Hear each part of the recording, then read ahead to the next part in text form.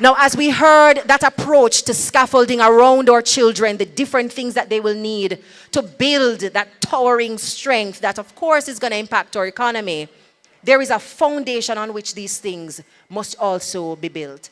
And I have joining me for our first of three panels, two men who understand very well what it means to build and to sustain what is built based on the portfolios they manage, the enterprises that they run, the hardline negotiations they've had to do in and outside of government. And I would love to hear from each of you. First, we have Philip Paulwell, who joins us to speak to the concept of digital access and what people will need as part of the modern infrastructure, reliable energy and affordable energy as well. And I also have joining me on this panel, Mr. Mikhail Phillips, who will connect the dots for us around sustainable and secure access to transportation and road network. So for both of you, you serve in capacities and advocate around issues that form the foundation on which society arguably is built. Let's start first with your understanding of the role that you will play in the next administration. It is quite clear. Our leader has said to us at all our shadow cabinet meetings that for Jamaica to be able to experience true happiness and development, we have to grow the economy. Our economy has been stagnant under this JLP administration. And you're not going to get true satisfaction from our people unless there is appreciable growth. And one of the main factors against growth so far is the uncompetitiveness of our economy. And what has driven that has been the high price of energy. In 2012, when we returned to office, the price of electricity was 32 cents per kilowatt hour. By the time we left office, it was 23 cents per kilowatt hour. Today, the price of electricity is above 40 US cents per kilowatt hour. And that doesn't only affect businesses, but it affects consumers because electricity goes into every aspect of goods and services that we produce. So we have a plan. And we have been dying to get into office to get this plan back on track. Yes, we are still exuberant about getting things done in Jamaica. Now, what are some of the elements of the plan? And we're going to be coming from where we left off, because nothing really has happened in the last 9 years in energy. We had transformed, diversify fuel sources. When we came into office, we were generating electricity, 92% of which was from fossil fuel. By the time we ended office, 60% of our fuel was being generated from LNG. We were close to 20%. For the first time, Jamaica was leading the Caribbean in terms of renewable energy. We established the single largest solar factory in Jamaica, 20 megawatts, and very importantly, Wigton, which was divested recently by the government, was a demonstration of how government can effectively implement a project of renewable energy, and it worked very well. So where are we now? We're going to build on the legislation that we passed in 2015 to modernize electricity. That legislation assumed that we would have been negotiating with JPSCO to end most of those provisions of the license that are not in keeping with a modern society by the year 2020. Mr. Vaz is just realizing now that the license is coming to an end in 2027. We wanted it to end in 2020, and we have precedent for that because it was our administration that ended the 50-year license of cable and wireless.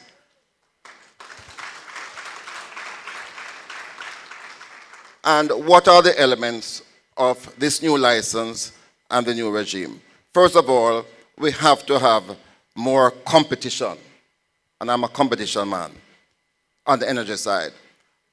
By that we mean we have to ensure that Jamaicans will have access to that essential facility known as a grid to generate from their rooftops solar that can be sold to the grid.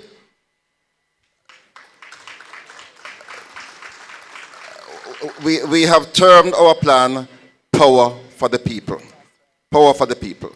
And secondly, we also have to do a lot more in terms of large-scale solar generation. I'm a solar man because when we did that first solar project in 2014, the price of solar electricity was US 19 cents per kilowatt hour. Today, you can generate using the solar panels, the inverters, and batteries at below 10 US cents per kilowatt hour, and we don't have to pay for the sun. So we are going to be embarking on a revolution to bring the price of electricity down, focusing on solar energy. One element that we are going to tackle up front is the fact that so many of our people are so poor that unfortunately they steal electricity. And you and I pay for that, up to 20% of the bill. We believe that the government ought to take responsibility for assisting our brothers and sisters to meet that need, what has become for us now a real right to have electricity, because in this modern society you cannot. And we have done all the experiment, we have done the engineering, and we are going to be outfitting in many of our poor communities microgrids using solar again to generate electricity. And I can tell you, and Florida is going to be happy with this, the PNP government is going to be building 50,000 homes in our first term. And each one of those homes will have solar facility generating electricity free of the grid. And finally, because I could go on all night, there are some inherent, I believe, unconscionable features of our system of electricity. Firstly, I believe that consumers ought to be given more power. I find it totally unacceptable that you can have fluctuating voltage that affects a person's appliances. And then when you report that your fridge is damaged, they will tell you, but if you read the fine print of your contract, you will see that we have excluded ourselves from liability. That is going to change. We are going to make those unfair terms and contracts unenforceable. Unenforceable. And because I want my brother to be able to say something, I will yield to my brother. Thank you very much, everybody. All right, thank you very much. Philip, it's always a pleasure to hear your passion about powering our nation. Now, before we hear from Mikhail, I want to invite a member of the audience to join me on stage to pose a question to either of our two panelists. You may raise your hand and a member of the team will select who joins. While that is taking place, the hands are going up. I'll now pass the microphone, as they say, to you, Mikhail. Looking at the transport sector, quite a bit has been happening, a flurry of activities, some would say, heading into the elections. But what's important is for us to understand some of the core issues that Jamaicans have, and roads stay at the top of the agenda, whether rural or urban. We're promising road, but where are we getting money to fix road and build road? Well, let me start out by saying that where public transport is concerned, we, the People's National Party, don't consider those who participate, the investors in the public transport sector, as thieves and rapists. We see them as investors in an industry that is a part of the growth of the Jamaican economy. Now, we remember that the JUTC was formed by the People's National Party in 1988. And that came at great sacrifice to not only the franchise holders, but to the taxpayers. And if we were to look at the JUTC now, to when we left government in 2016, we can see the degradation of the JUTC under this administration. So in 2016, we had 450 buses rolling out on a daily basis compared to under 300 today, even with over 200 new buses. We saw the subsidy of the government of the day in 2016 was about 4 billion. Today it is about 11 billion. The losses of the JUTC then was about $2 billion. We're looking at about 11 billion for this financial year. And when Darrell Vaz is completed with the JUTC, we should see about a $17 billion loss this financial year. So we understand transportation. And we, as an administration, look at the ride sharing also, that we believe that those who participate in the ride share industry in Jamaica, and we do welcome competition, but they have to abide by the rules and laws of the country that they're operating in. Because we can't have those who participate in the public transport sector who has to apply for a PPV license, and then those who operate on the app decide that they operate utilizing the white plates, while we have young men are being prosecuted for running robots using the same white plates. So we want equity for all in the transportation industry.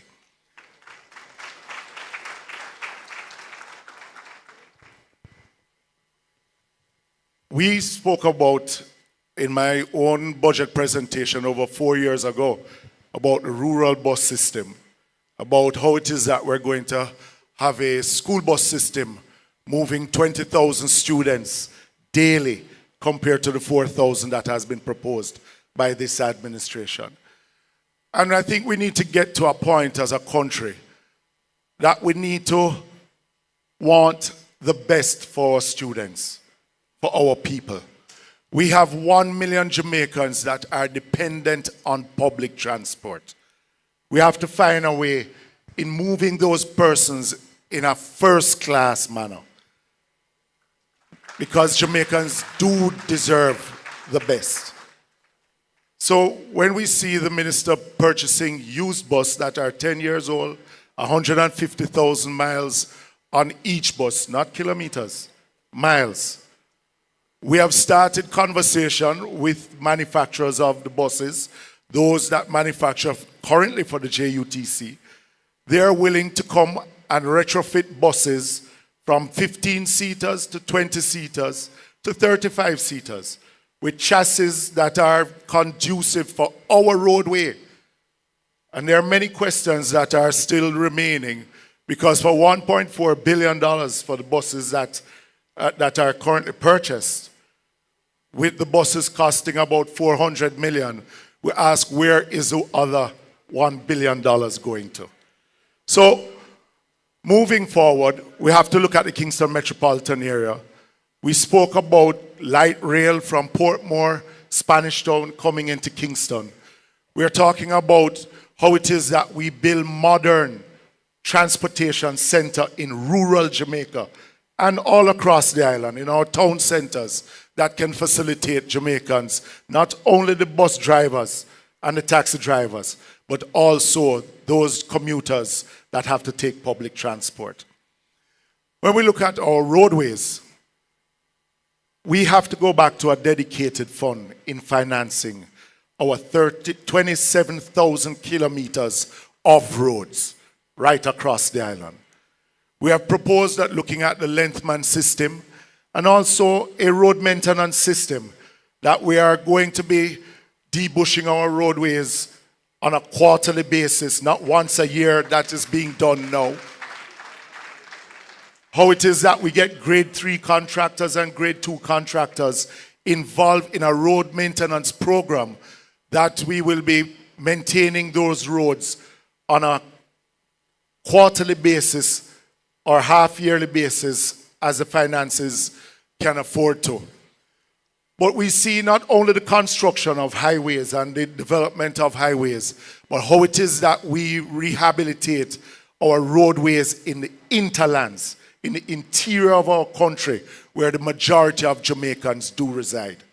We see that as an important point to the development of the country, not only to agriculture, where we'll have to now partner with the Ministry of Agriculture, not only developing farm roads, but how would we develop community roads? Because not only getting it from the farm, but from the farm to market is also important. So we see road development as a major plank of the growth of the economy, but how it is that we move persons from home to work, home to school, and home to enjoyment, and for a better life for those in the interior of our country.